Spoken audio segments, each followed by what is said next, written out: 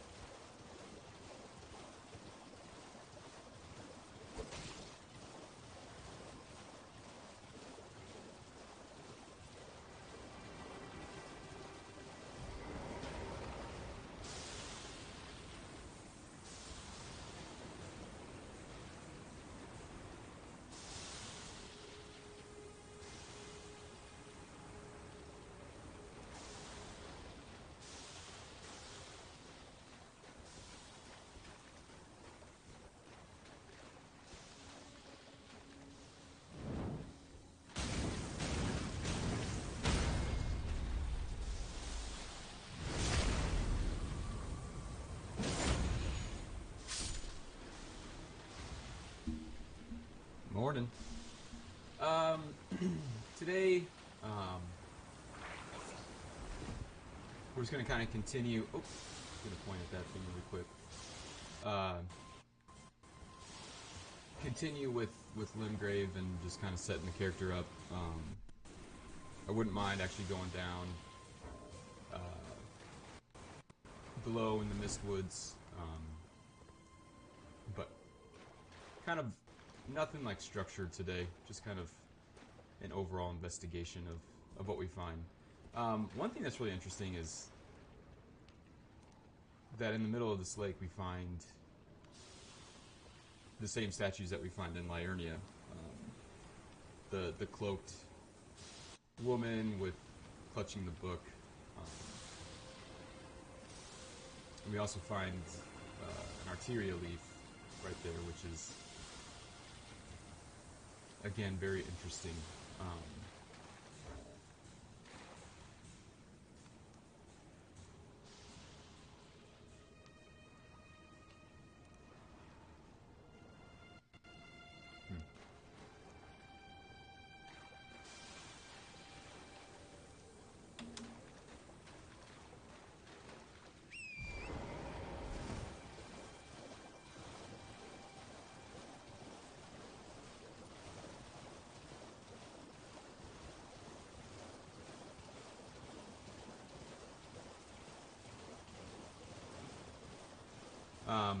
To kind of get us back into what we've discussed so far, and basically the overall theme of the game up to this point, there seems to be a big separation and bifurcation of our past, where we come from, our origins, a more beastly side, and what we see in the world today. And it seems like the game is trying to kind of force us to recognize this split, and get us back to our roots.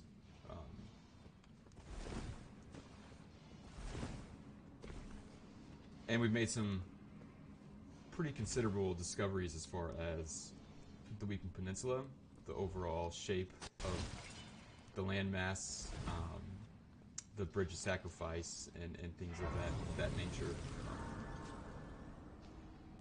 Again, just too many parallels to the major theme to ignore.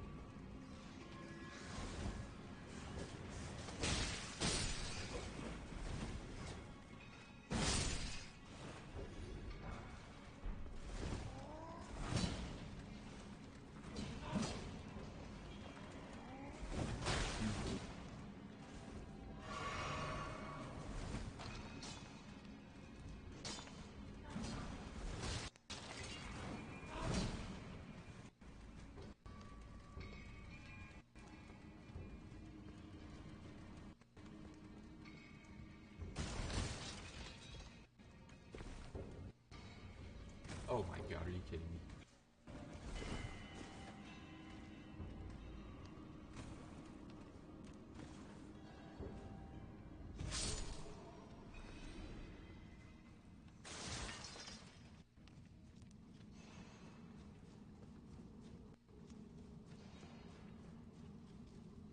Hey, Antos, good to see you, dude. I've never played Dragon's Dogma. I've heard really good things about it. I wouldn't mind. Is that something that I need to play 1 first, or can I just hop right into 2?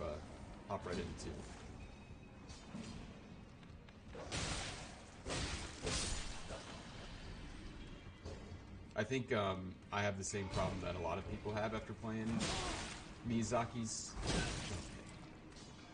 Oh, all right. Miyazaki's creations is it's like I feel like everything just kind of fails in comparison and almost tries to be quote unquote Souls-like. So I have a really I don't even really pay attention to other games that come out, and that I don't think like they're inferior by any means. It's just the creations of the Souls games is kind of ruined it other games for me, which I think is kind of a common thing.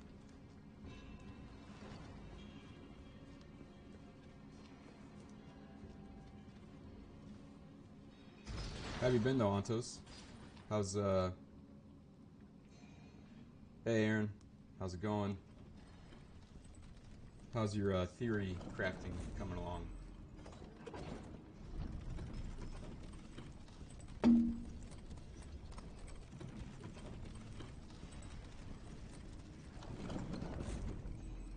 What the hell? Am I missing something? I thought I'd jump off halfway or something. Oh my gosh.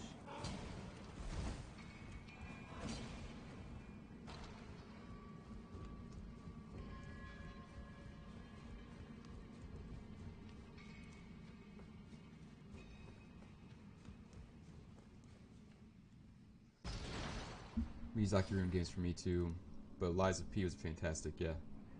I agree. I actually did play Lies of P. I liked it. I did. I liked it.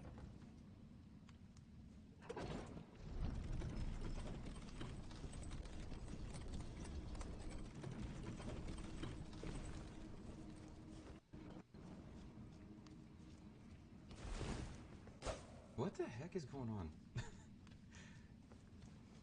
Am I lost already?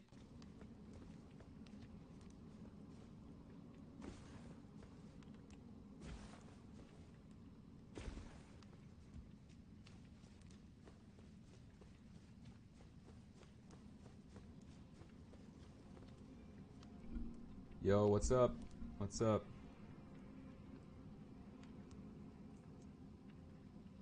Yeah. Yeah, Aaron. Yep. Yeah, it's definitely a testament to their their quality of creation. The replayability, the mysteries, and like Miyazaki has tapped into something. There it is.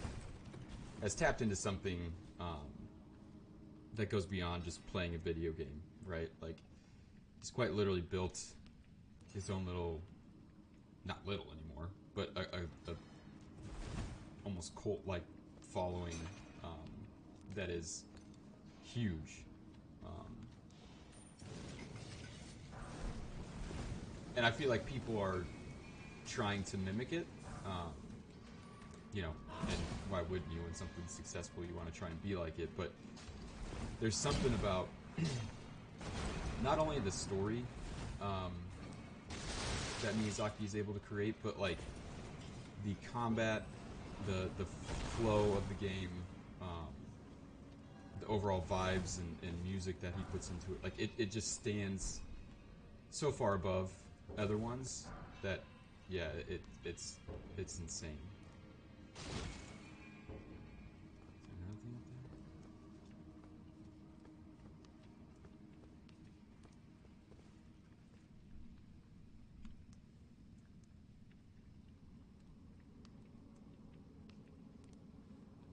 Okay, I can play Dragon Dogma 2 without playing 1. Okay. Maybe I should just do kind of a blind walkthrough of it. It sounds like a lot of Souls lovers also like that one, so I'll definitely give it a shot. And you have a Melina lore video coming out? Awesome.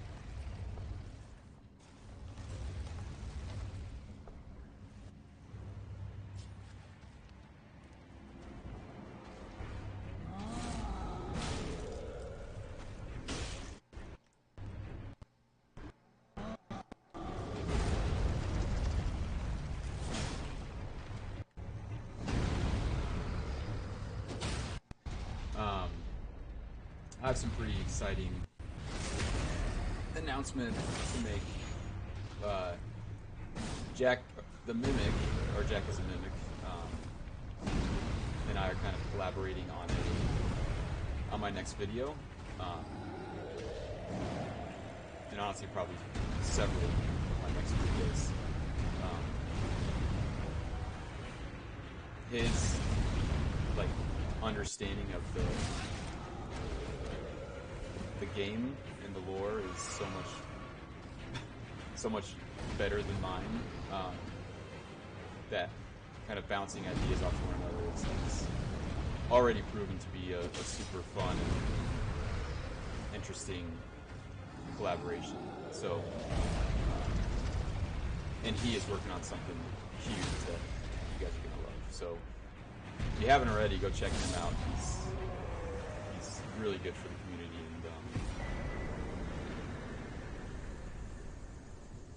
provides a very unique kind of perspective of the way that he delivers lore and things like that. So,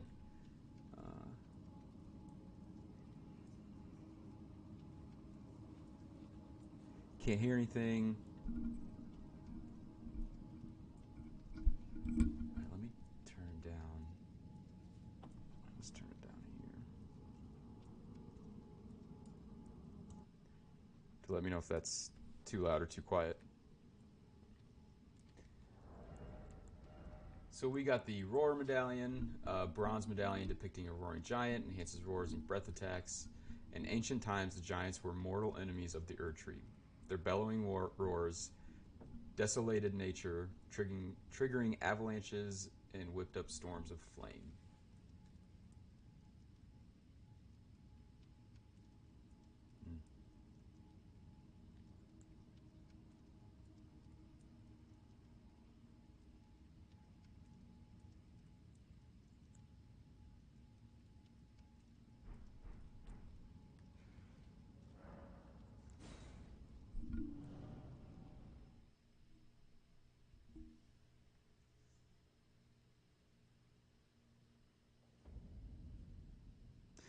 I've heard good things about Elden Tales. Yeah,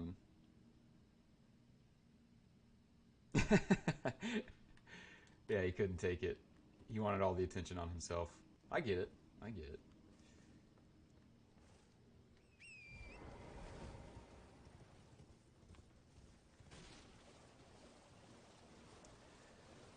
Um, so part of my kind of overall theory is that the game, yeah, shout out to Antos too. He has some great stuff too.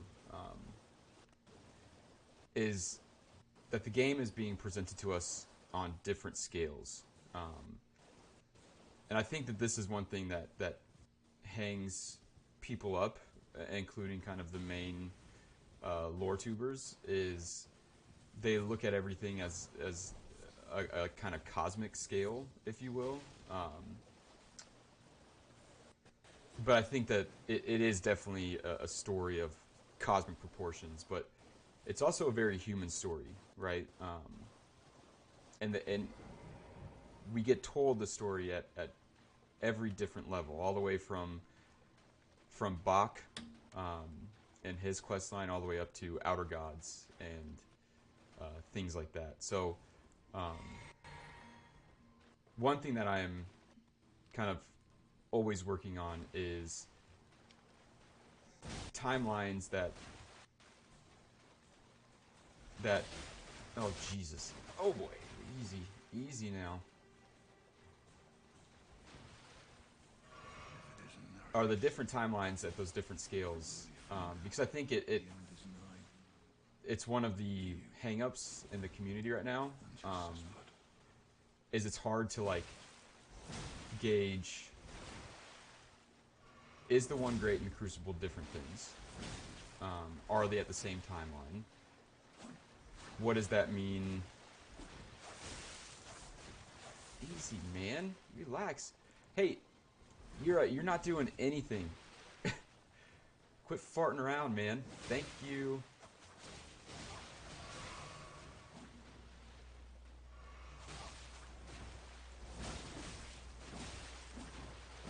Uh-oh.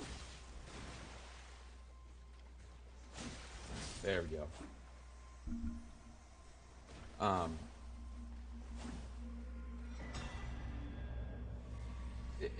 And telling the story on these two different scales, because I actually think that there's three different scales that the story is being told on. I think there's like a cosmic, like universal scale where things like gods, right, come into play, and then I think there's a societal scale where it's about the Erdtree and the lands between, and I think that there's an individual scale where it's about Marika and her story. But they're all the same story, right? Like it's just being presented to us in different ways. Look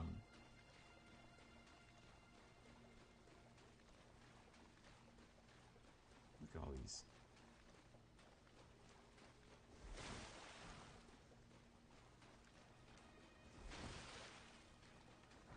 So like when, you know, the Roar Medallion, when it says, you know, long ago there was giants and they triggered avalanches and they were mortal enemies of the Erdtree. One interesting thing that I like to do is I like to try to, what does that mean on all three of those scales, right?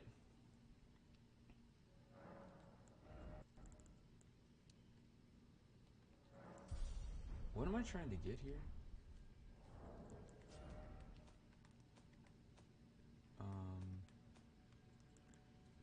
Okay, I need 17. I don't think we read this either, or that. All right. Incantations originating from the maddening three fingers causes the yellow flame of frenzy to burst forth from the caster's eyes.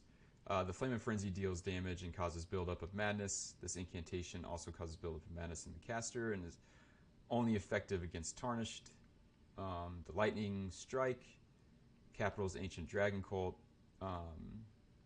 Ancestors of the modern dragons, the ancient dragons had scales of gravelstone and wielded lightning as their weapon. It is said that once they attacked Lindale, the royal capital.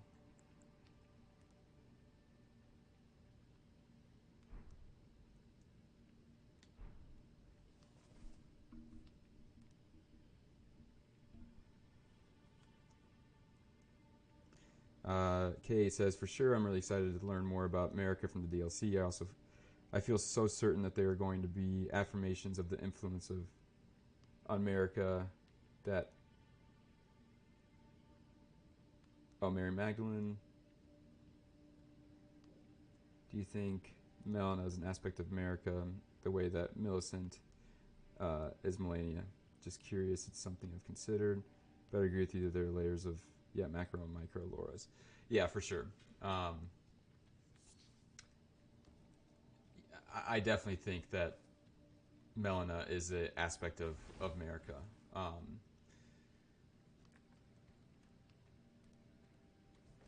To me, she represents the totality of Marika's kind of four separate entities, just like Millicent. There is, we've talked about it before, but the persona and shadow, and then the anima and animus. And when those four things are united within a single vessel, it's called the self with the capital S, and it's also referred to as the inner god. And because they are outer gods, right, that means that there has to be an inner god. Just by the nature of the very game itself. It's all about opposition, duality, and I think that without directly saying that there is an inner god, they're giving us a reference point that because there's outer gods means that there has to be an inner god, or else you would just call them gods, right? And that's very much what the self is in psychology is your inner god. It's all of these concepts united and in harmony together within one vessel, and I think that that is what Melina represents.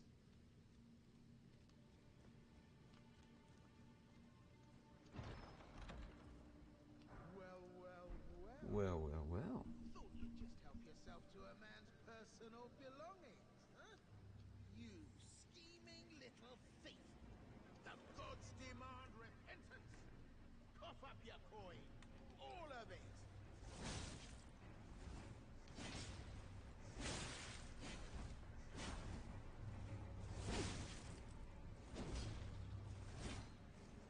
Wait, please! I surrender! White flag and all! Both Ronnie and Melania meet a similar figure, Snowy Crone / Blue Dancer. Could they be some kind of inner consciousness of Marika reinforcing them to embrace, do something else than the greater will?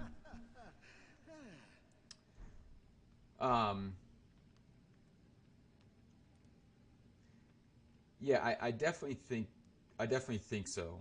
I don't necessarily know that it's Marika that is reinforcing that idea as much as it is themselves.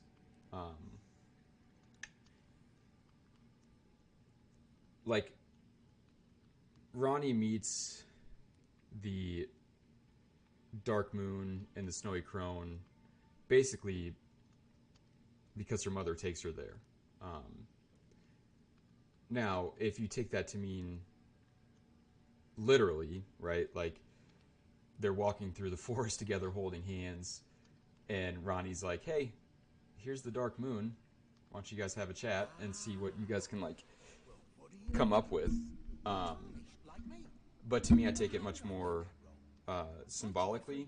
Like, because of what happened to her mother, Ronnie was introduced to the darker side of kind of herself,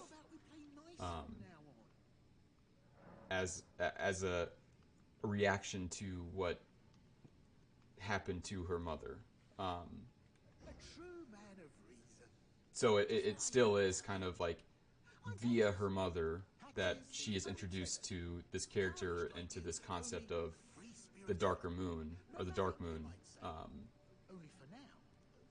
But I take it much more symbolically than like literally meeting the dark moon.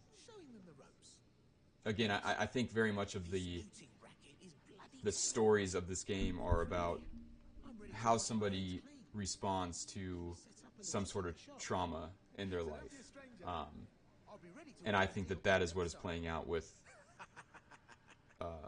Melania and the Blue Dancer, and as well as Ronnie and the Dark Moon or the Snowy Crone. And the Snowy Crone even says, she almost says, like, I've been down this path, be careful about, following this to the ends of the earth. Like, be careful about its magic and its allure and things like that.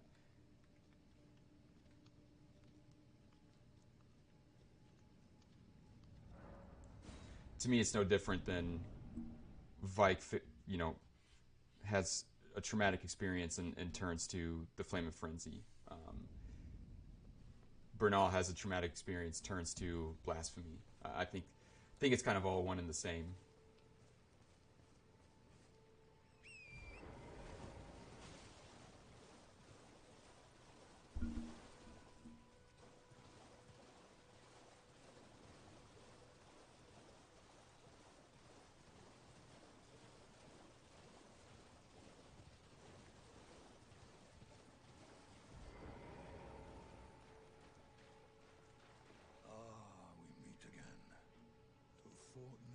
and lived.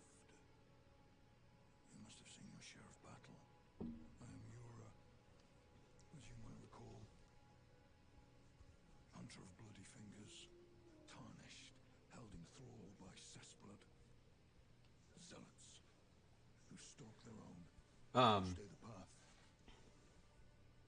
If you guys haven't already, give this video a like, and consider becoming a member. I'm trying to add some really cool perks and stuff like that. One of them is kind of like a one-on-one session, if you will, about your questions on the lore or how I interpret it, or kind of a collaborative effort to figure something out. And then also, you know, tons else. So.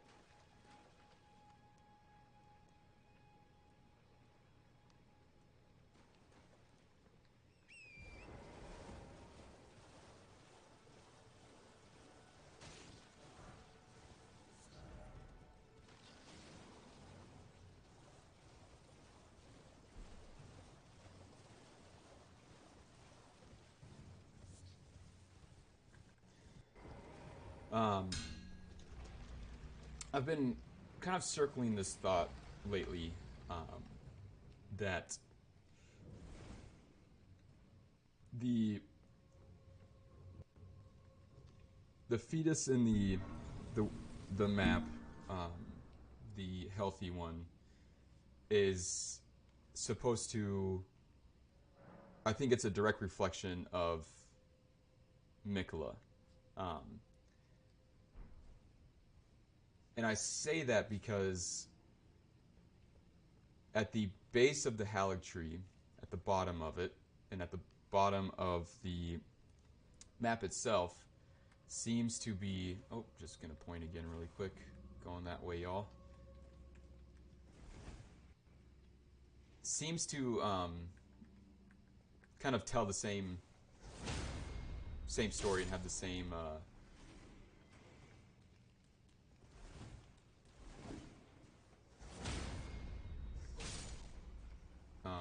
thematic narrative being told, where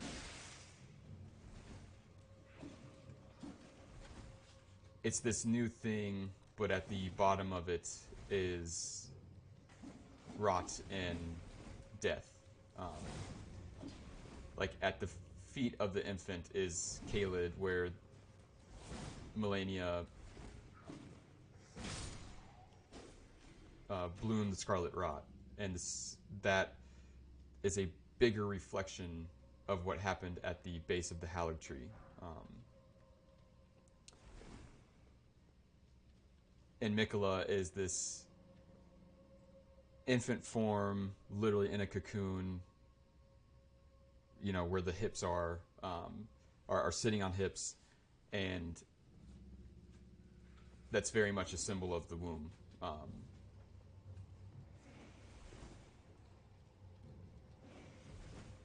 And then there's a... How does that not kill? And then there's this kind of weaker, dying twin that is the Weeping Peninsula. You guys are doing great.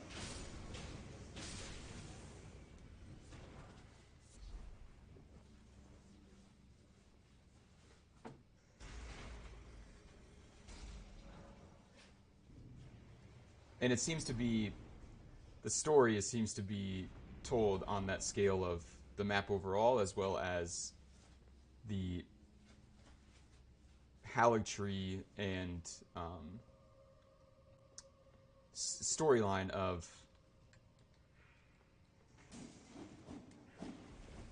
Oh, geez, come on now. Of Mikola and Melina. One is very much about life and living, and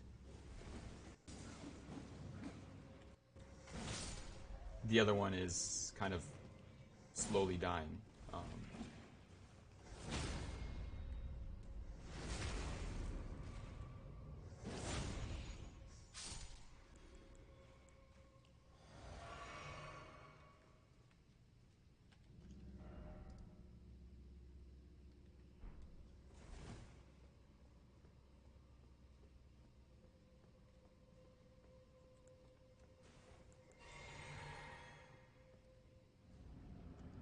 Hello.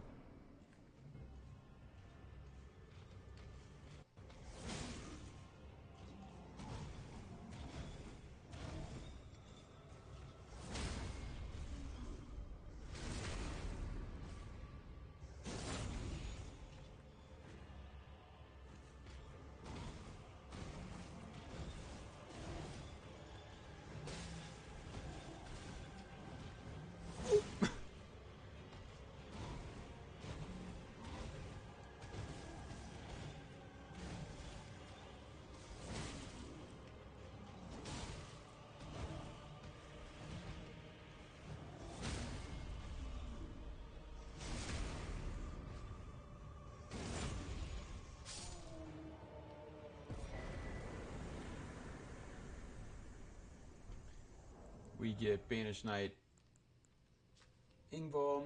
One of the two knights dubbed the Wings of the Storm.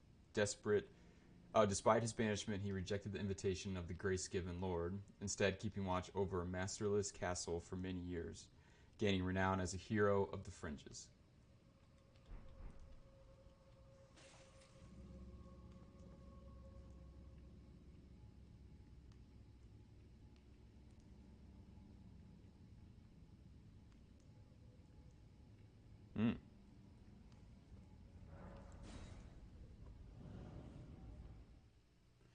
Hey, Danny.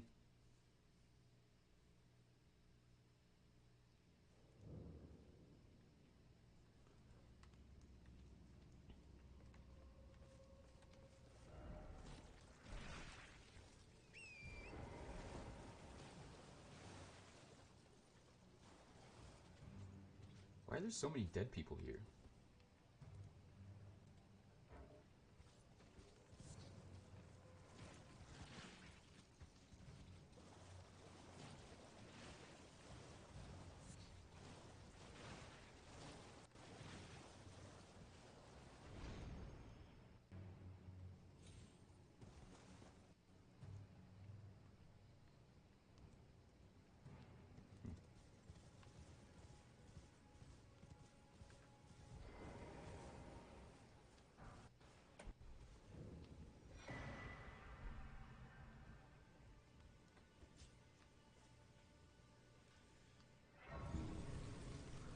Nah, that's crazy. Apropos of nothing, I've been wondering if the old dude in the painting from the DLC is Placidusax in human form. We know dragons can take on the human form, and old Placi is outside of time when we face him. Nah, that's crazy. I don't know. I mean, it's not crazy by any means. Do you hear about the shit I'm talking about? Like, this is what the lore, this is the masterpiece of Miyazaki. It's like, I do think that there is a story that he is trying to tell, but it's so vague that any way you want to interpret it that gives meaning to you is all he really cares about. I don't think that he gives a shit whether or not we actually find like the main story he's trying to tell. Like, it's just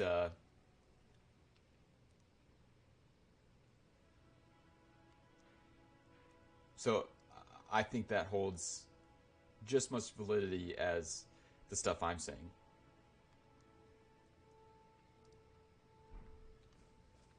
I mean, maybe not just as much. Just kidding. All right, let's see. Where should we go?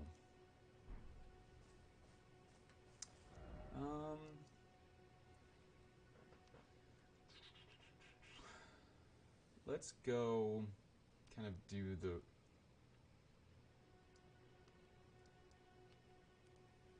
I'm going to do the run really quick of opening up a few more things.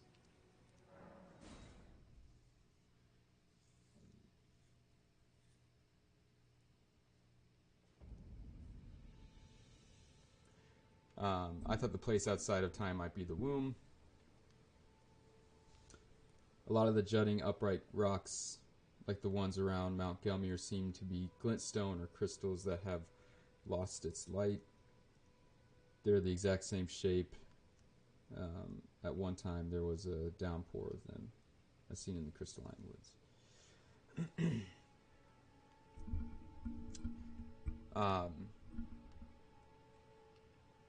The way I see the Fair Missoula and the fact that it's like outside of time is that it's just a memory.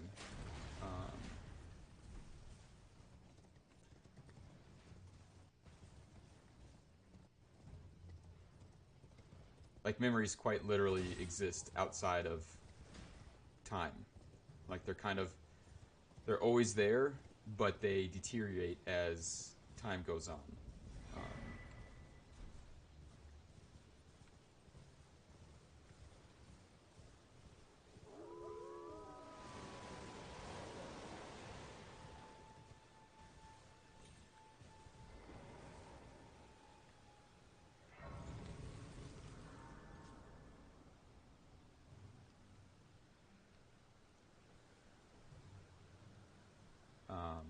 Now your theory makes it all come together.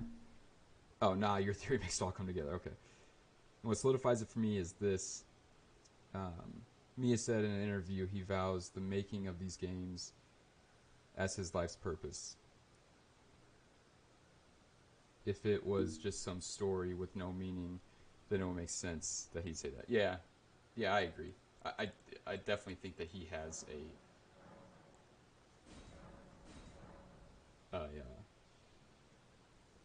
very specific story he's trying to tell.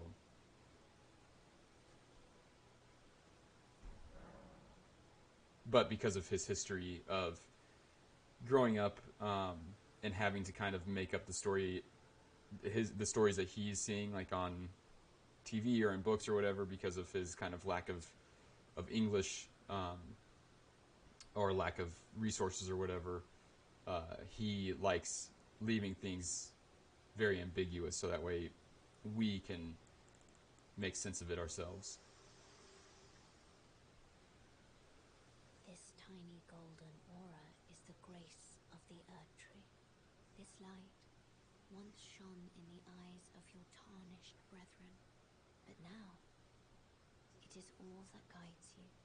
I agree, Steen. Also, yep. I hear. You can see them, can't you? The rays of grace that guide you through your burden. I can.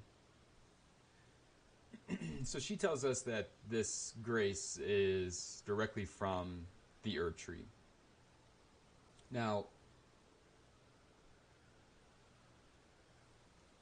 to me, that because the Erdtree in America and Marika are synonymous.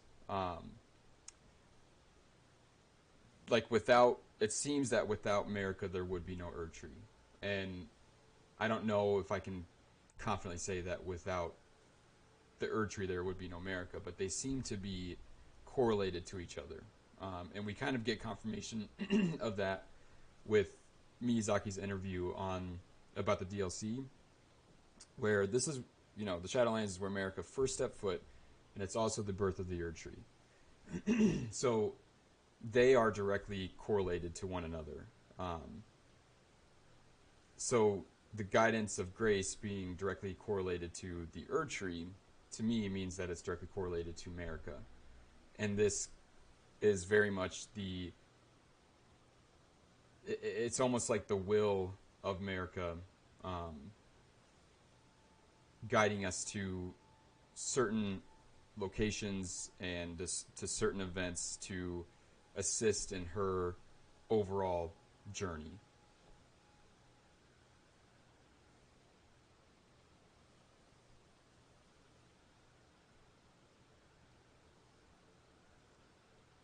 Upon the cliff in Castle Stormvale is a shard-bearer, a demigod, who inherited a fragment of the shattered Elden Ring.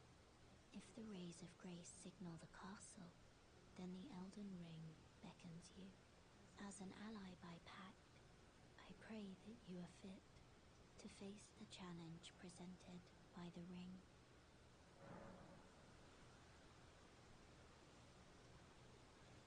Thanks, lady. Shall I turn your runes to strength? Let my hand rest upon you. For but a moment, share them with me. So, we talked about Melina a little bit before, and kind of about what she represents. And, you know, to me, she represents the self, the inner God, and its totality of everything within Marika. So at kind of the most individual level, the story of the Erdtree, of the lands between, of the world as a whole, is being very much personified in Melina, where she is repressing her beastly, chaotic side. She's very much lost, but she is trying to do her best to mend and heal this fractured world. That is the story, right? And within one person, and she needs us, right? We need one another to make this happen.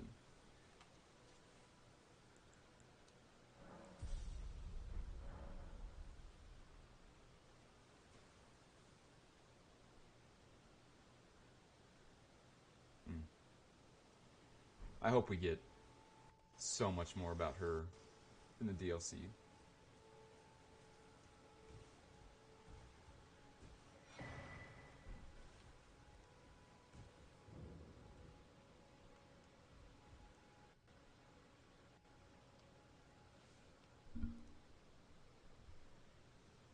Everyone's been grafted. Everyone who came with me. They crossed the sea for me. They fought for me. Only to have their arms taken. Their legs taken. Even their heads taken. Taken and stuck to the spider. Did you know? If you're grafted by the spider, you become a chrysalid. It's quite a lark when you think about it. So that gives us a lot of information.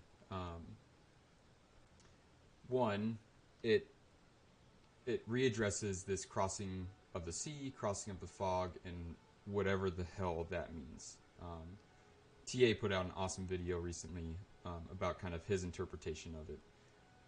That I would highly recommend. It's obviously very, very well made and researched. But then she says that when you're grafted to the spider, you become a chrysalid, and a chrysalid is basically a cocoon, right? It's like the larval stage of something yet to be transformed or reborn or whatever it is.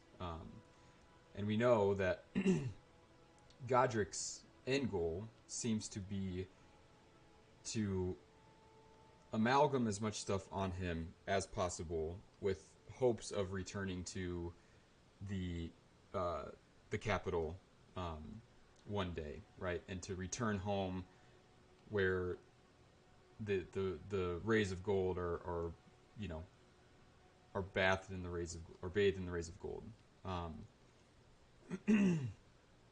And it seems almost like a choice, a decision that people can make to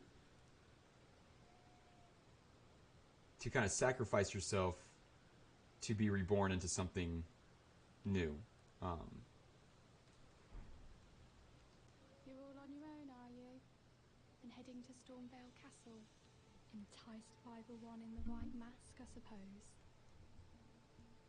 Oh, you've come to be one? My next video is about the Greater Will Makes us two peas in a pod. and other I things. don't have your courage. It's scary, you know, But how mostly you my can't interpretation of the or Greater Will. legs, or your head. I want to be like everyone else, but I'm just too scared. I'm nothing but a craven.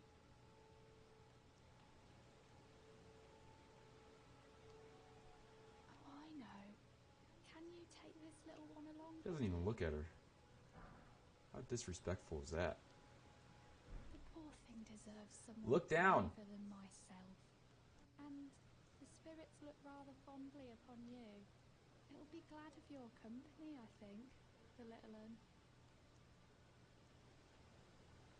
Are you familiar with the folktales about Melusine across Western Europe? I am not. It was a pleasure to see you. Oh, can you pass on a message for me? If you see the little chrysalids in Stormvale Castle, tell them I love them. And that, despite my craven heart, I'm sure I'll be joining their club soon enough. I'm finally getting the hang of this whole pain thing, you know? Okay.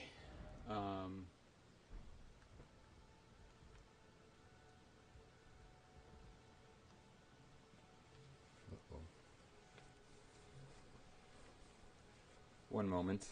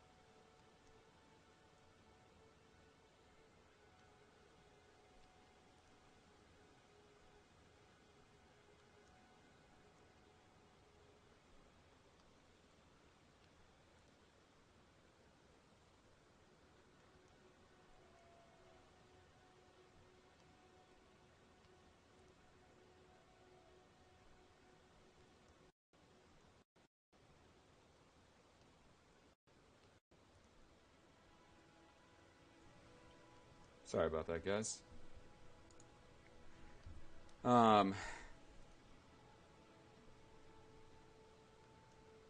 Says Dragon Queen that took human form to marry a king. She did so on the condition her not to see her on Saturdays as she danced her ring eternal and dragon from form on this day.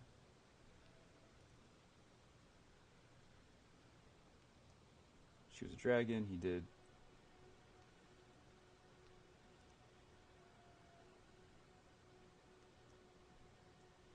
She feared it would be a dragon child. When she did it, it was, and for fear it would be seen as abomination, she fled across the sea with it. Interesting.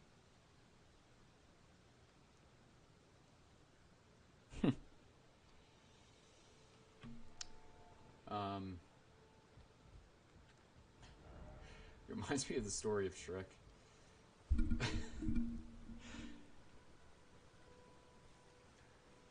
I don't know why that popped in my head, but... Alright, let's, go fight this other death bird.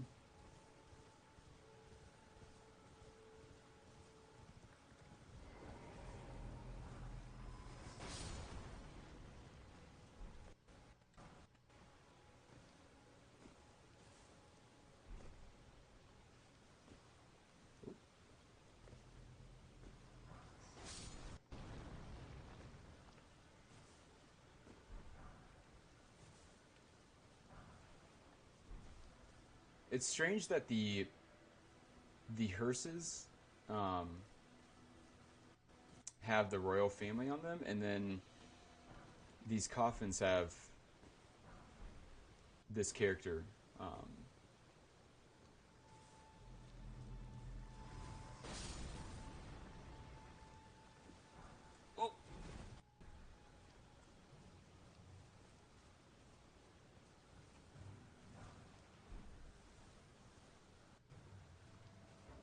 Where? Alright, dude. Come on now.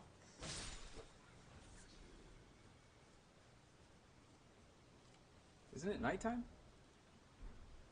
Where does this come down? I thought it was right here.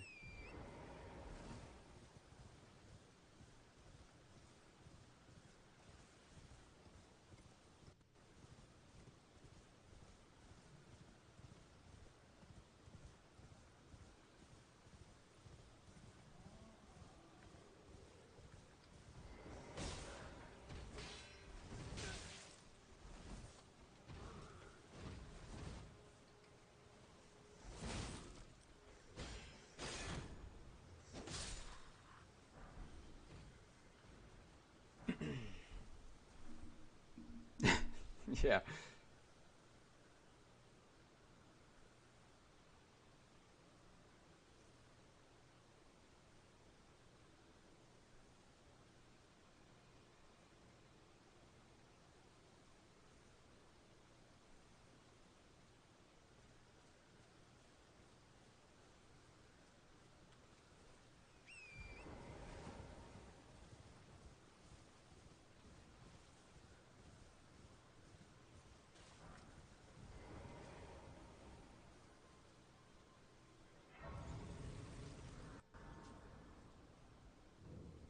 Not seen you before. Name's Bernahl. Tarnished, just like you. Let me ask you something. Are you here in the lands between to take up the fight? Does your faith in the guidance of grace hold firm, despite the collapse of the Golden Order? Honest to a fault, I see. Such thoughts won't behoove you as a Tarnished. But there's nothing wrong with that. Any interest in bearing the torch of my battle arts? All I know, the sword. Picked up a fair few tricks in my time, too. Now's the time to pass them on. To a good Tarnished like you. There's a myriad of battle arts in these lands that I've yet to discover. No mementos of all the warriors who raised their arms in battle, lost and died. A fine tale, all told of true chivalric romance. That's how I fell in love with the sword and the arts of combat. It grants meaning even to falling in battle, to death itself. Not floating your boat, eh? Well, there's no rush. Knowledge of the arts can wait another day.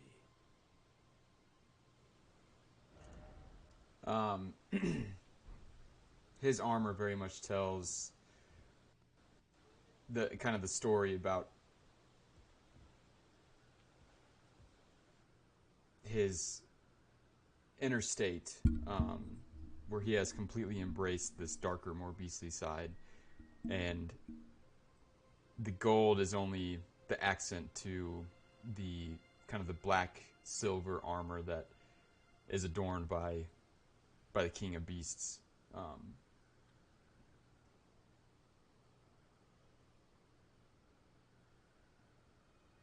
Which is very fitting for his role as a recusant and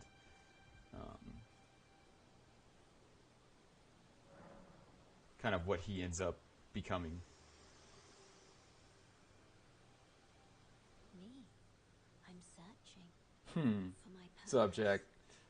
Given to me by my mother inside the Erdtree long ago, for the reason that I yet live. Is Bernahl the one we encounter at Farum? Yeah. There is something for which I must apologize. It's a story about him getting there. Finger maiden, yet can offer no guidance. I am no maiden. My purpose. Oh, hold on. Was long ago lost.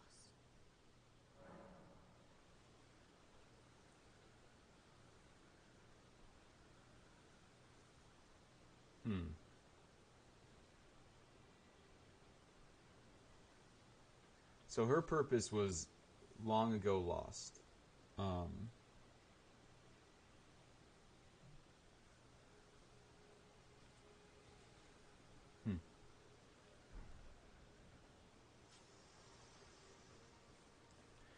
Now, I wonder if that means it was long ago lost to her, like she doesn't remember, or the very reason that she exists is no longer needed within the Golden Order.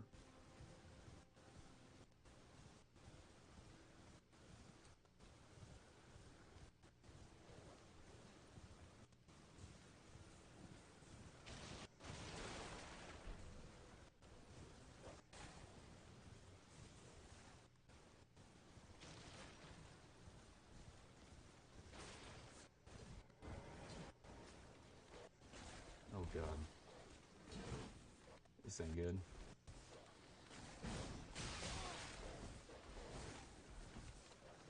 Come on now. Let me attack. Let me attack you. You. One more. Nope. One more.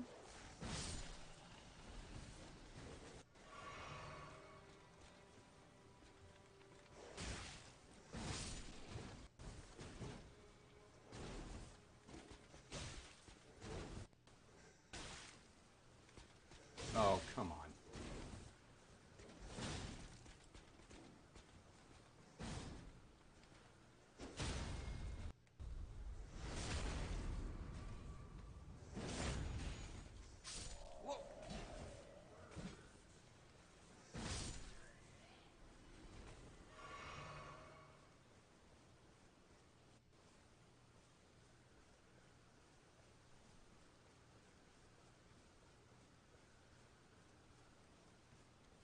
So burning the Erdtree isn't her original quest.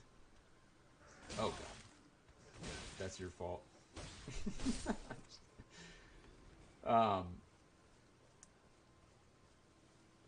Well, it could be the symbolic reason she exists, right?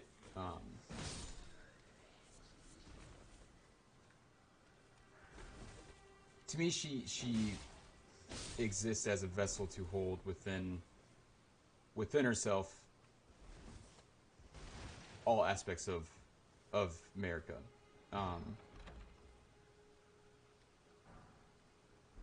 That seems to be like her role within the game, at least psychologically.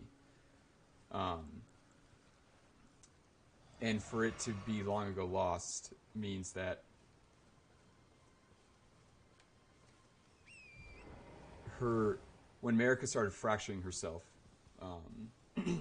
which is what I believe that we see in the Fair Missoula statue, right? Is she's starting to fracture off her beastly side from her much more orderly and structured side. I've said basically from the beginning that Melina is the actual true god, the actual united true god of the lands between, where prior to the fracturing it was her, and then because the fracturing started to happen within Marika's psyche,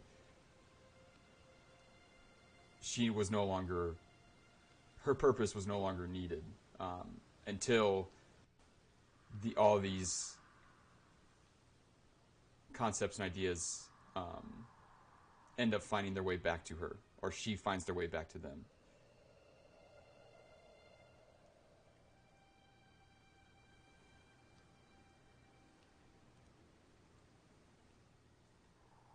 It's funny, he looks down at him.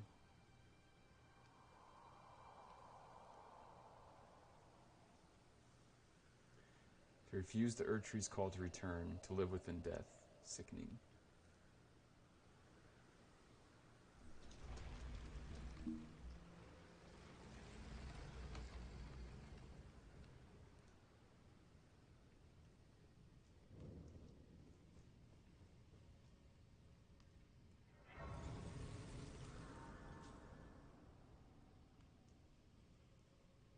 And to me, the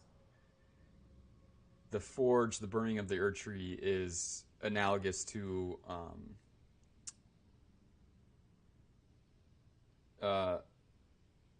like metallurgy, where you're melting everything down and blending it back together.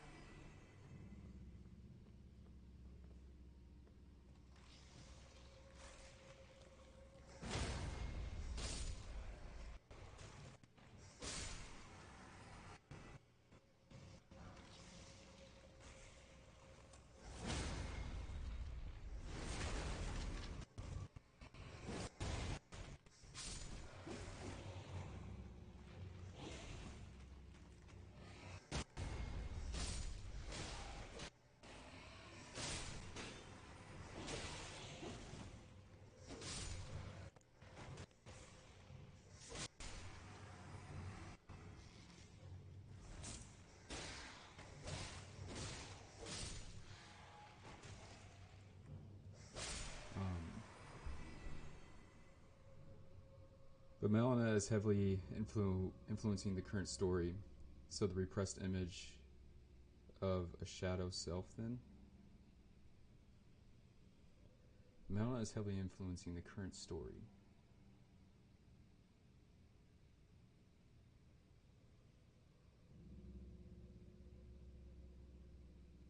I'm not quite following. I mean, I follow that she's definitely influencing the story.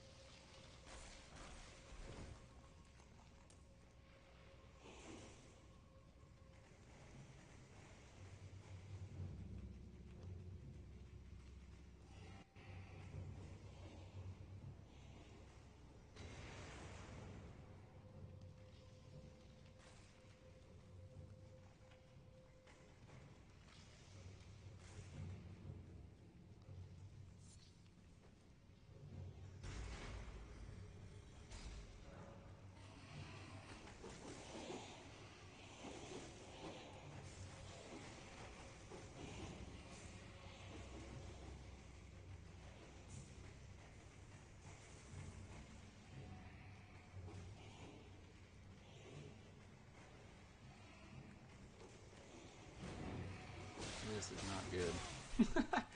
This is not good. Move! Oh. Okay.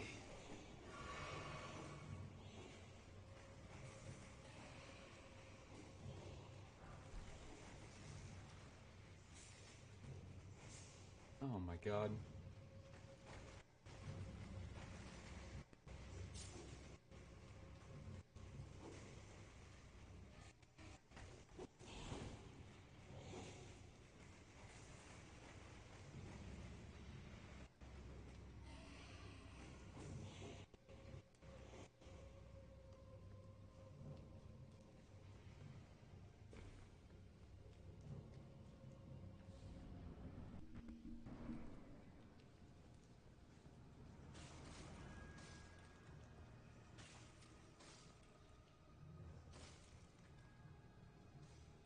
Oh, man. The way they walk is so creepy.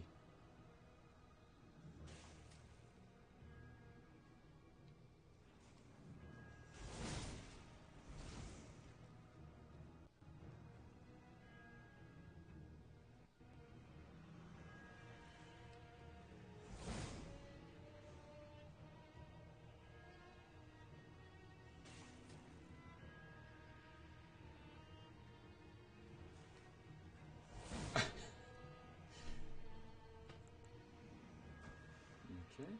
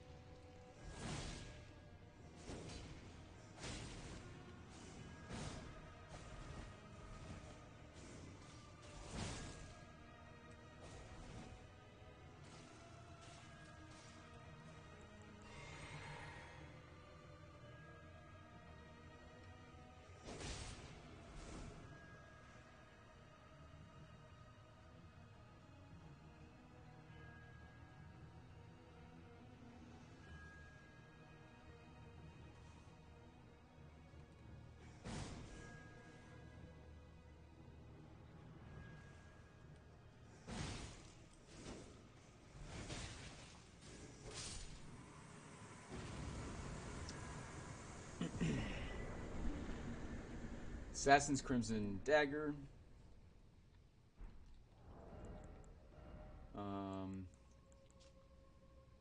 Assassin's Dagger, misshapen and stained in crimson.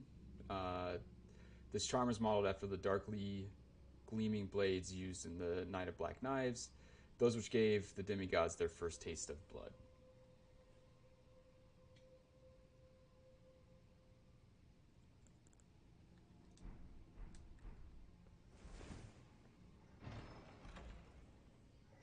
And we get Deathroot.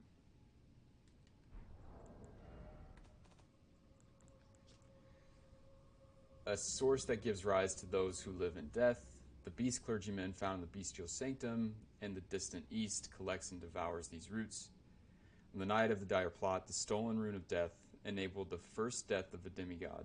Later, the rune of death spread across the lands between through the underground roots of the great tree, sprouting in the form of Deathroot.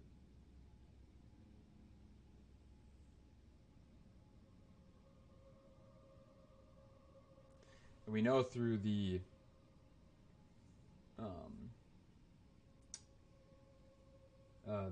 root resin that the great tree and the Erdtree are two different things, where the great tree seems to be the totality of the shadow tree and the Erdtree, is kind of the assumption prior to them splitting off from one another.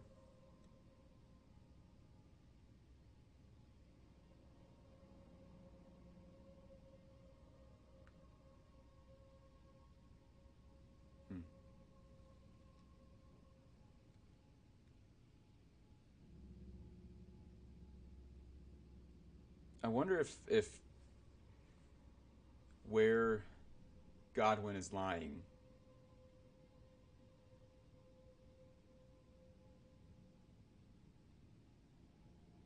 is somehow connected to the Shadowlands.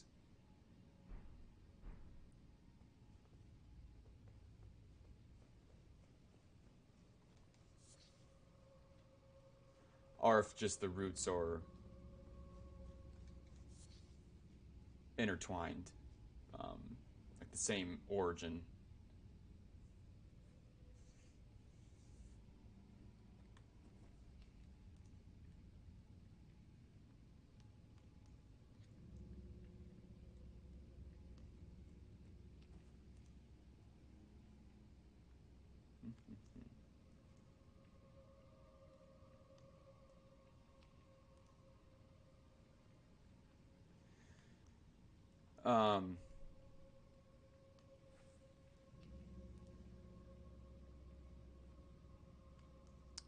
I think so Melina is heavily influencing the current story. So the repressed image of a shadow self, then, that's getting stronger and stronger. Well, for sure, the more veiled and repressed the shadow gets, the stronger and stronger it becomes.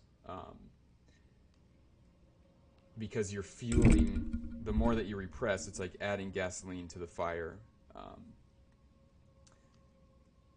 The bigger and more powerful the Erdtree gets, the bigger and more powerful the Shadow Tree gets. Because in order for one to grow, you are cutting off pieces of it and shoving it into the veiled shadow realm to make, and that by extension makes the other one grow. So equal and opposites, as above, so below. But one common theme that we get from a lot of the major characters is this search to be whole. We see it with Marika and her echoes about blind faith is no longer enough. She's going to search the depths, and that's also where we get the Golden Order seal, which now she is incorporating or trying to incorporate both faith and intelligence within her order.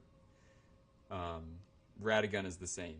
He's in a desperate search for completeness, and to me, he just acts out Marika's thoughts. Right? He's the physical matter to her spiritual side. So, her saying that she's going to search the depths, and what comes out of that is the Golden Order that now incorporates intelligence, is basically Radagon's whole quest.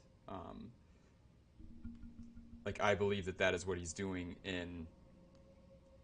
at the Academy, is attempting to bring together two worlds, but that's actually Marika's bidding, if you will. Like, that's her original thought. That's her what she is desiring to do, and she is physically doing that in the world through Radagon, much like God sending his son to the earth, right? Like, it's still God. It's his will, just in a physical form, that interacts with the physical world and with kind of the more mortal plane of existence.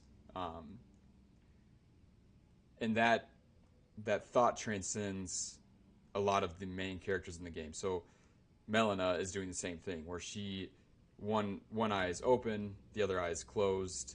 She is trying to reunite these two things back together.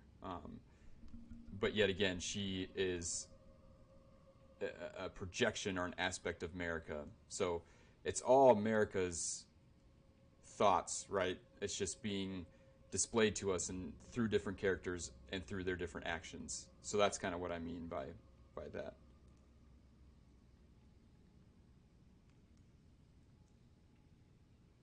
Exactly. Yep.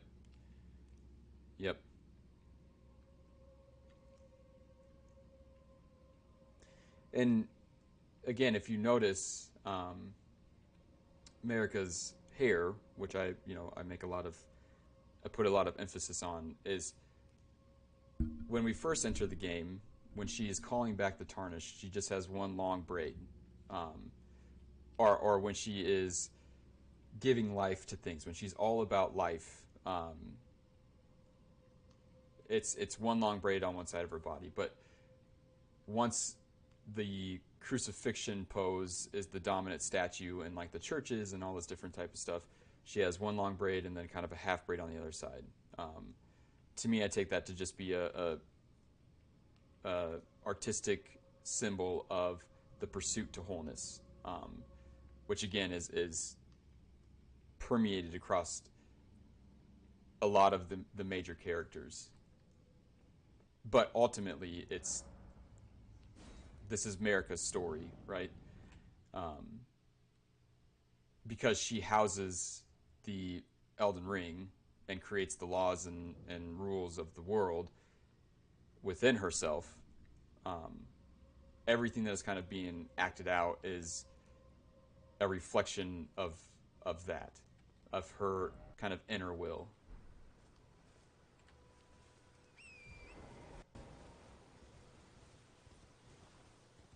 But because death was sealed away so long ago, and it seems that Melina's purpose is to house within her both of these concepts, or all of these concepts, her purpose was long ago lost. Hello? Oh, my stars. I'm so happy to see you. I am Alexander, also known as the Iron Fist. And as you can see, I'm stuck here. Please, can you help me out of this? My thanks. 1,000 thanks. Just give me a good smack from the rear with something nice and big. And I'll pop clean out, I'm sure. Don't dally. No, there's no need to fret. I'm very well trained. Give it your all, I say. You got it.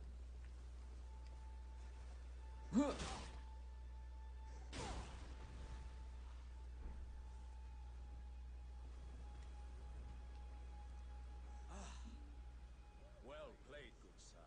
Well played. Though that mighty wallop of yours almost spelled the end of me. Well, I'm out now, and that's what counts. I thank you. And as a token of my appreciation...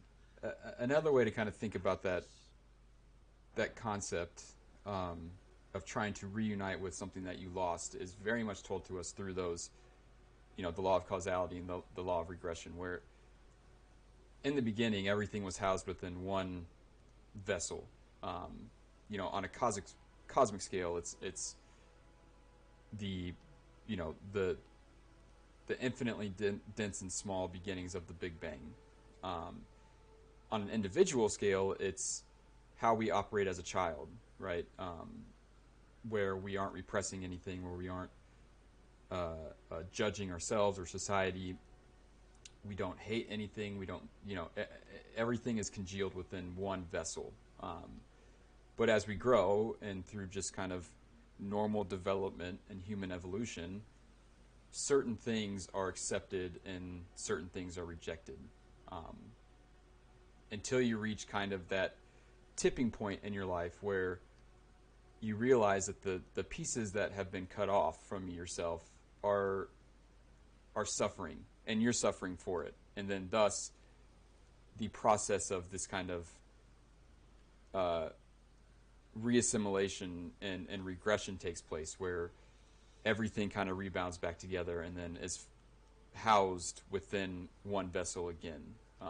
Obviously that vessel is no longer a child, right? It's a older adult, much more mature, and being reunited with those things is a very godly, heavenly, spiritual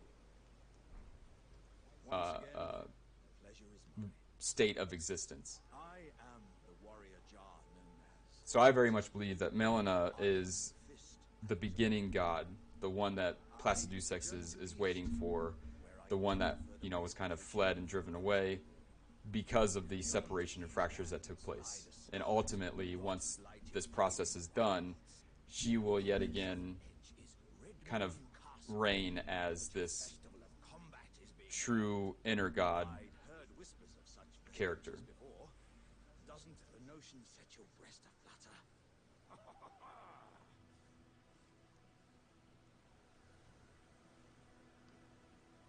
I'm heading eastward.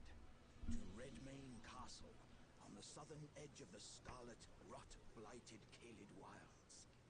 I've heard there's to be a festival held there.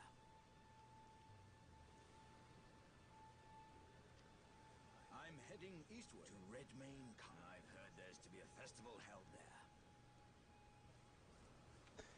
It's Radagon's kind of character arc is especially interesting now, knowing that he has to be removed from the equation before you can enter into the Shadowlands.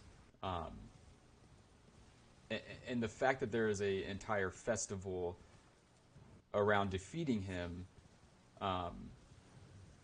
really exactly shows what his role is in this world, and what quote-unquote law or rule he represents within the world as a whole, and then by extension Marika as an individual.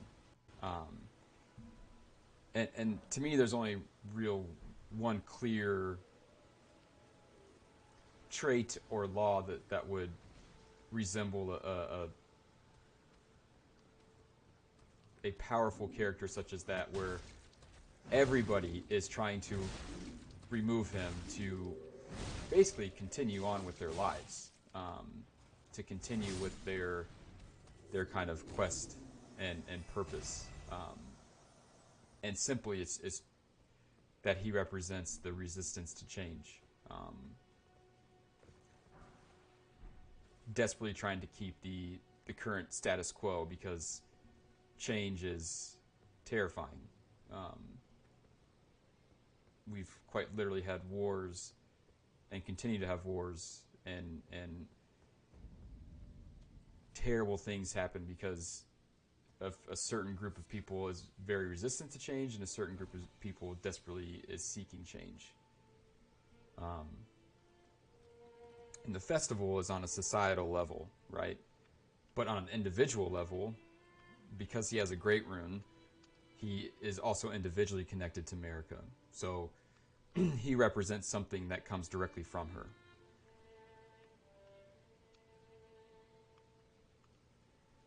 Oh, dear. You might... terribly sorry. Are you here as a customer? Mm-hmm.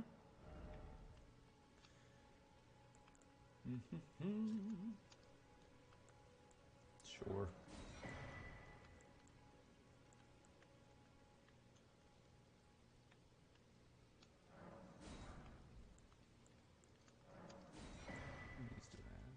Oh my god, I have 25. I must apologize. I'm afraid I've very little to... Oop.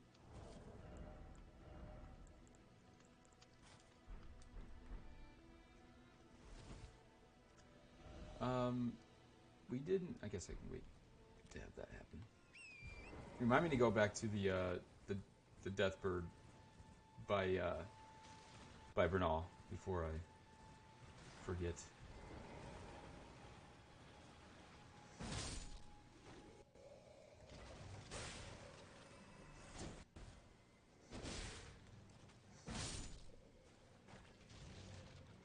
Whoop.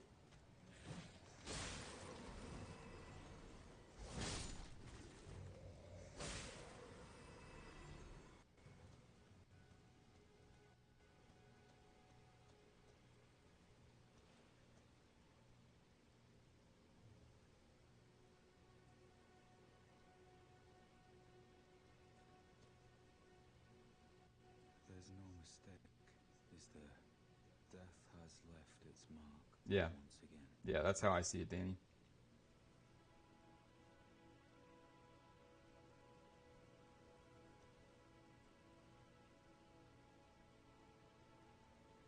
I don't know that... I mean, in a sense, yes, he very much represents stagnation. But not in the same way that, like, rot does, right? He represents stagnation in a more, like, visceral sense of... He is willing to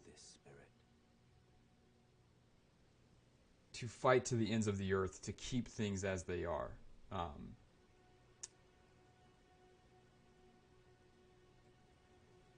Which, you know, is symbolic of stagnation, but in a much more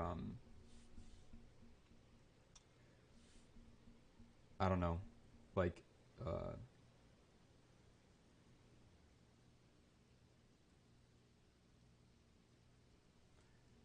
much more like combative way, I guess. I'm known as D. I would say that he more represents the lack of progression. Let's just say that. Which people fight tooth and nail to do that. So stagnation and lack of progression, I think, is a little bit different. Your life, then go no further.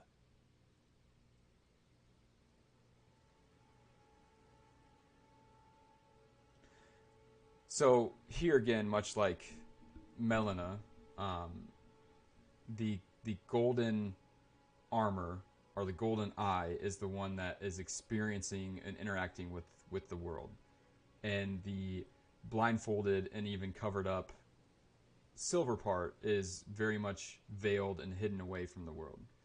But what's really interesting is that it is the silver hand that is grabbing the sword.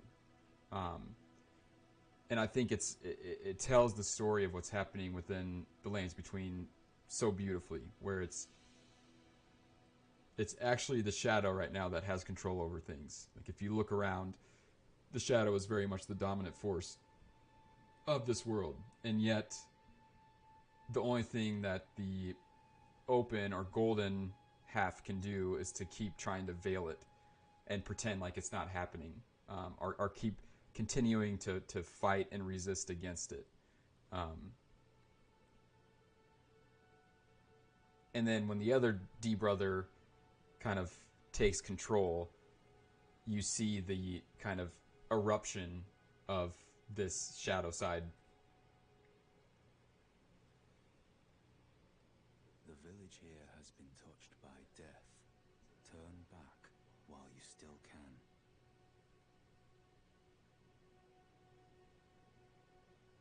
Yeah.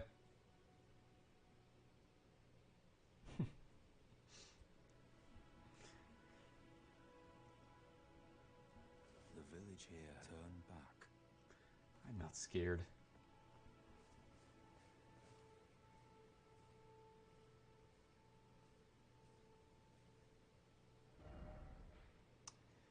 I'm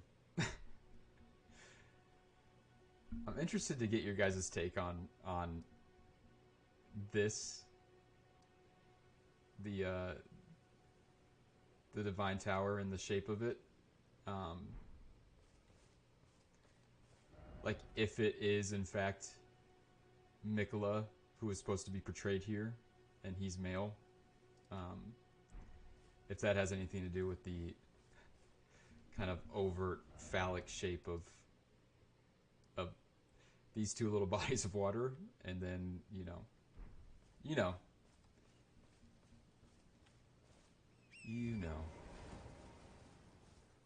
We all took anatomy.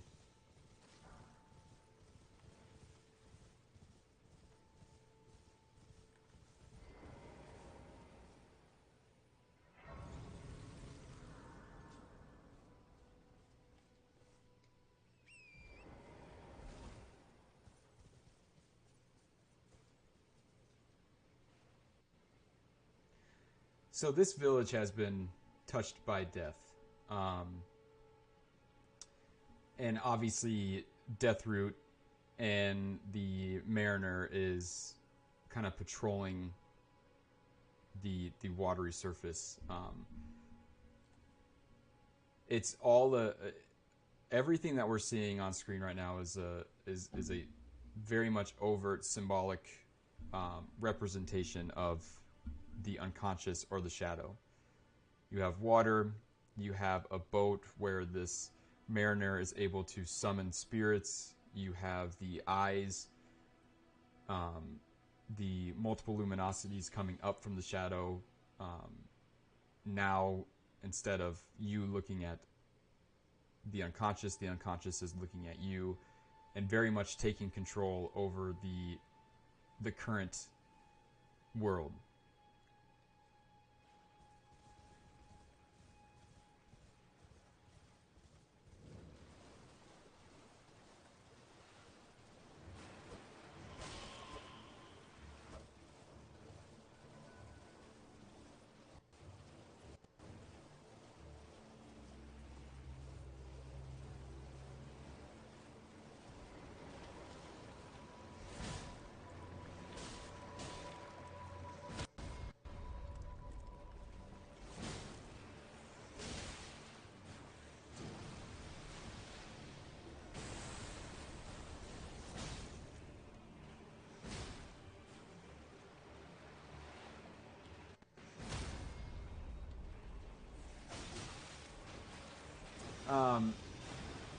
Does anybody know? Has it been kind of like confirmed that these mariners are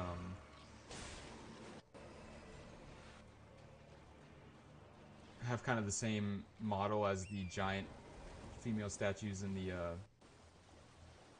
Eternal Cities? What the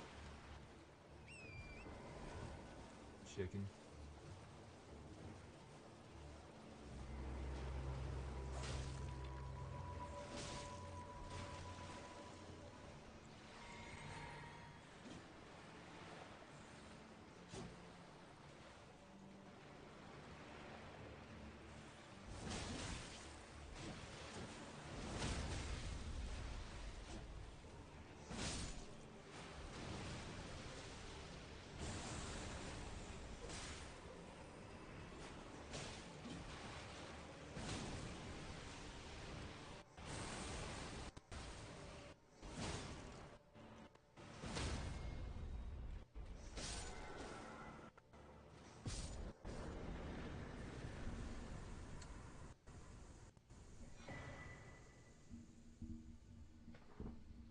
In vitro fertilization.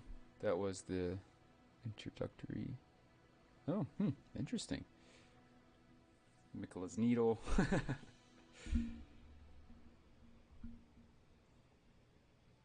Artificial life in the lanes between is strong. Oh, I love the similarities between Mariner and Nox Lords.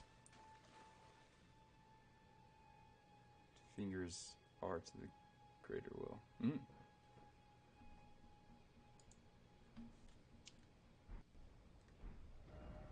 Okay. Summon of these are spirits of militiamen who live in death and will continue to rise again until properly finished off. This is a grotesque fate of those who come into contact with Deathroot.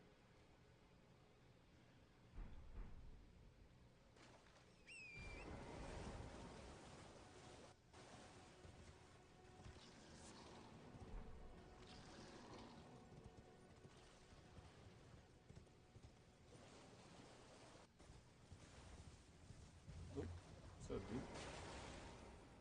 A fool who won't listen to reason, eh? But with a prowess for weeding Deathroot. How would you like to earn the strength of beasts? If you're inclined to hunt more of those who live in death and weed their Deathroot, then I'll introduce you to Garank, the beast clergyman. I have a matter of my own to attend to, and the beast himself wishes for someone to take my place. What say you? Very well. Show me your map. I've marked the location for you, of a hidden gateway. It will lead you to Garank, the beast clergyman.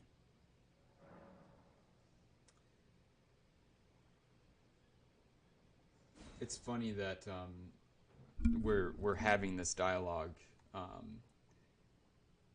with Deathroot, like literally just staring right at us, talking about a hidden portal and basically trying to weed out Deathroot.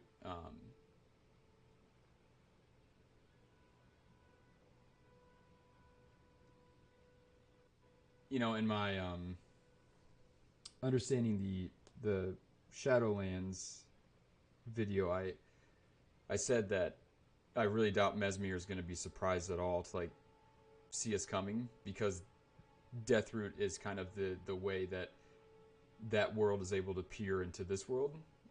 So the fact that like D is telling us something kind of in confidence, but also saying it right in front of Deathroot is kind of funny. I have a matter. I spotted the mark of the centipede here in the village. An ill-omened symbol that should not be. Someone or something threatens the sanctity of the Golden Order and must be eradicated.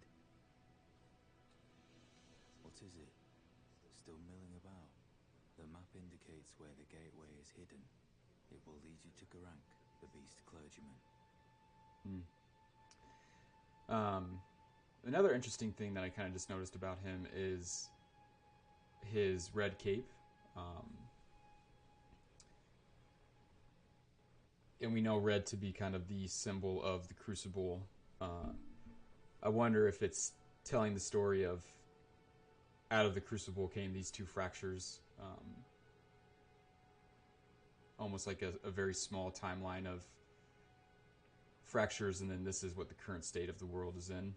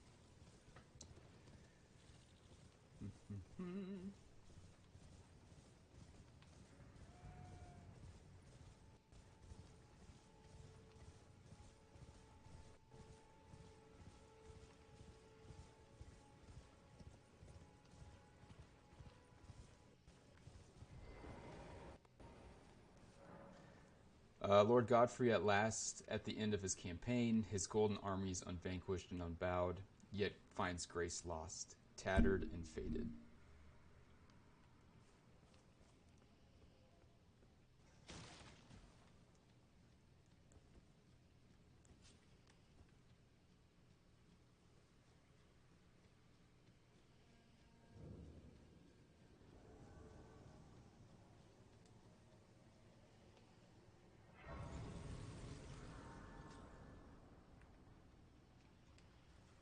Oh!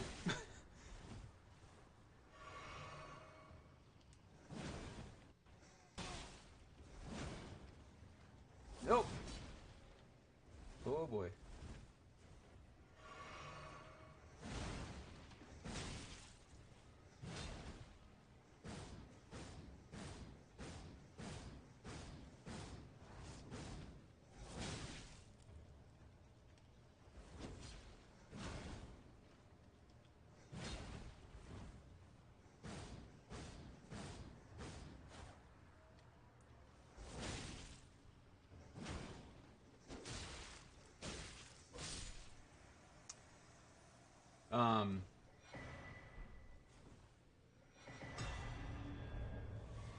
What's interesting about the location of this sword monument in relation to the smoldering church, like this seems to be the point in Marika's life where she feels like she did everything that she was supposed to. Like the Erdtree is in power. There, nothing remains kind of in its way. She never faltered in her faith, but yet Grace kind of like leaves her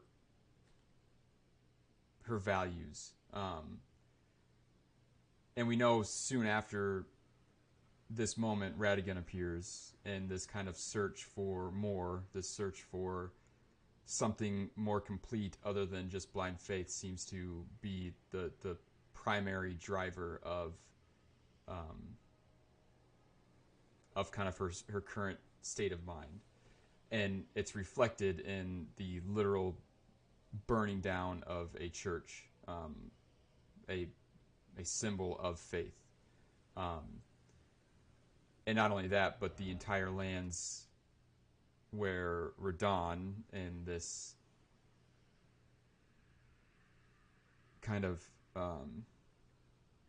trait of the old way and the current status quo, is being quite literally driven to extinction through the element of change, which is rot, or Melina.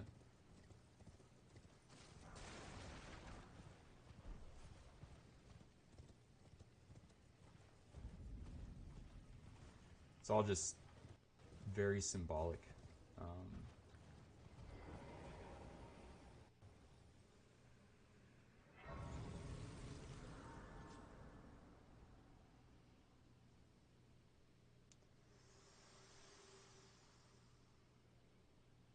Forgive me.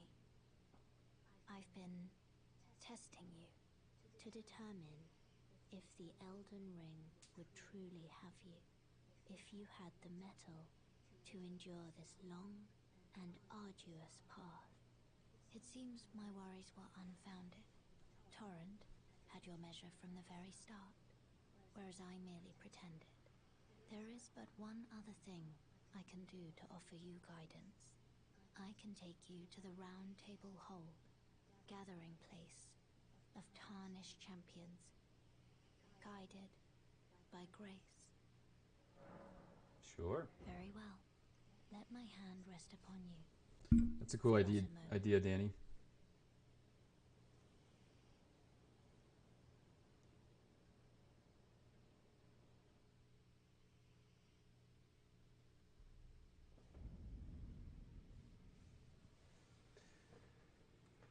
So, if you recall the very first episode, we kind of talked about how there are these two very distinct statues. The spear with the golden vines around it, and the spear is very much pointed up. And then the cloaked kind of confessor where the sword is pointed down. One very much to me a symbol of life, of grace, of Marika, and the other a symbol of death and of more of like the Glomide Queen. And what we find in here, right, is basically the very essence of grace, the kind of very beginnings of this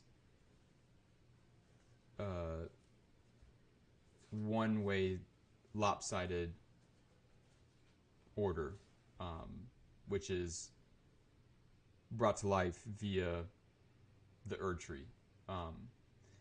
And what's interesting is that and unless you are going to kind of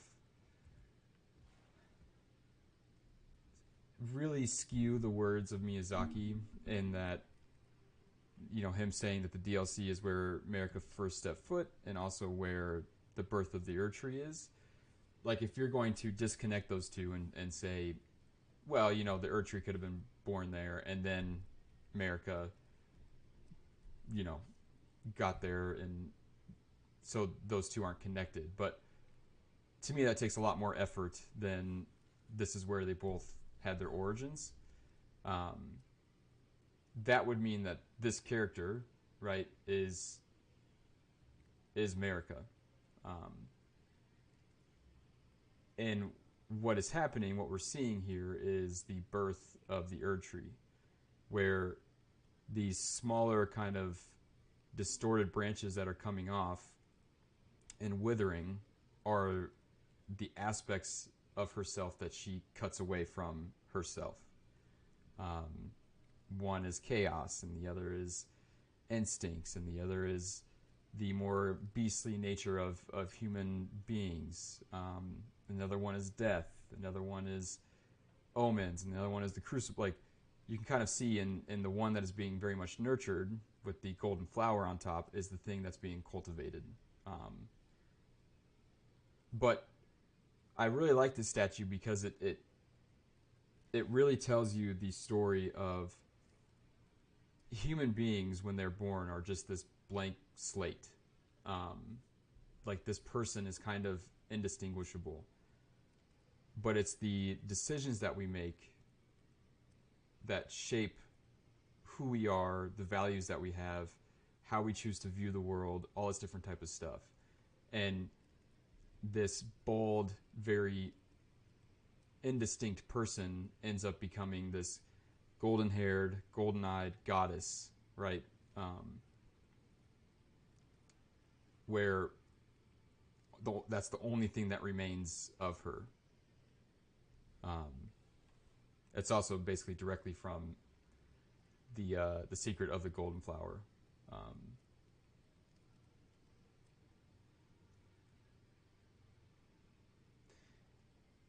Now, this could also be a symbol of our quest, right? Of burning down the Erdtree, or the old way of things, which is why this person looks burned, to grow something new, right? Like, that could be the entire purpose for the Tarnished and why she brought them back, which is why we are all here.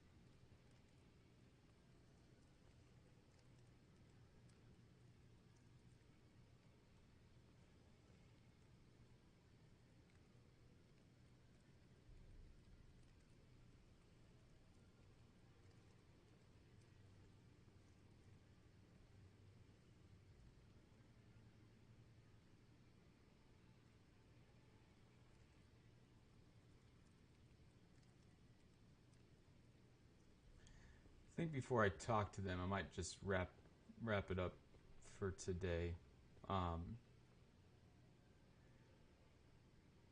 Let me know what you guys kind of think about the statue, the round table hold, why Tarnished are here. I'd be curious to know your guys' thoughts.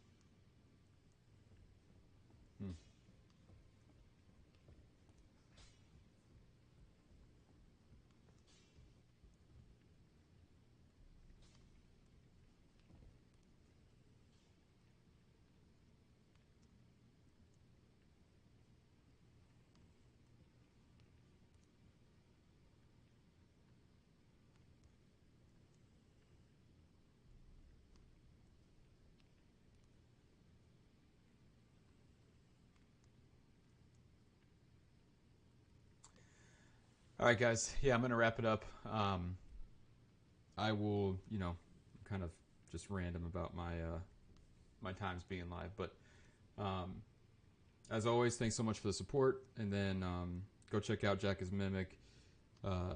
His videos are pretty awesome. And stay tuned for the video that'll be coming out in the next couple weeks probably. But